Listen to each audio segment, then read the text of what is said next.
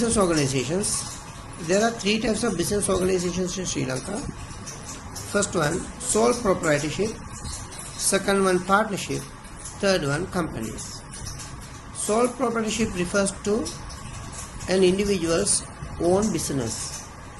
He invests the capital, the profits are for him, and he has to bear all the losses. He has to register his business with the business names register.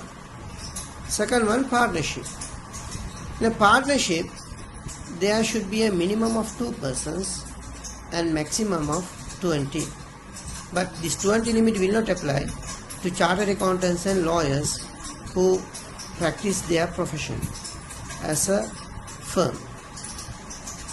Third one, companies. There are 3 types of companies in Sri Lanka. First one, companies limited by shares. Second one, companies limited by guarantee. Third one, unlimited liability companies. Companies limited by shares can be further divided into 2. First one, private limited company. Second one, public limited company. To register a company in Sri Lanka, we have to submit 4 documents at the registrar of companies. The 4 documents are application form, articles of association, consent of the directors called Form 18, and consent of the secretary called Form 19. When we submit these 4 documents, the registrar will give a certificate called Certificate of Incorporation. The main difference between a company and the partnership is that a company is treated in the eyes of law as a person. A company is treated in the eyes of law as a person. But a partnership is not treated as a person. What is a person in the eyes of law? A person is like an individual or a human being. Because in the modern world there are 2 types of persons. One is natural persons or human beings. Other one is artificial legal persons. All the companies are treated as artificial legal persons. That means similar to a natural person or similar to a human being, artificial legal persons or companies can enjoy all the legal rights, such as can own properties in the company's own name, can make contracts in the company's own name, can file cases in the company's own name.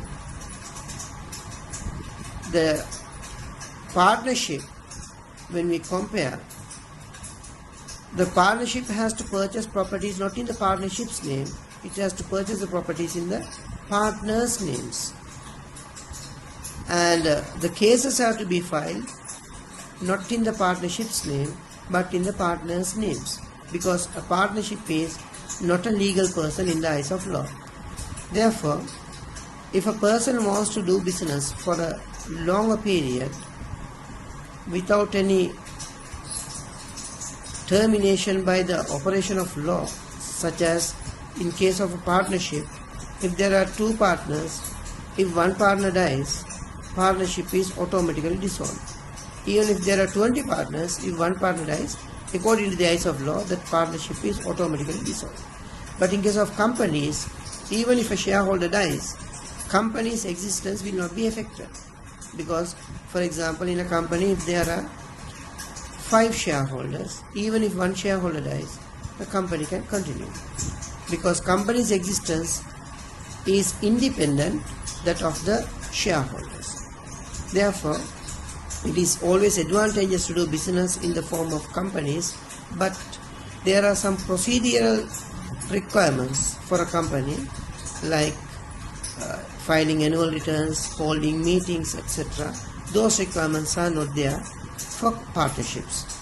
Therefore, depending on the requirement, an individual in Sri Lanka can do any type of business. He can do business as a sole proprietor, or he can join with another person and start a partnership, or he can carry on his business as a company. To register a company, minimum number of persons required is 1. For private company, public company is also minimum 1. For private company there is a maximum limit of 50. For public companies there is no maximum limit.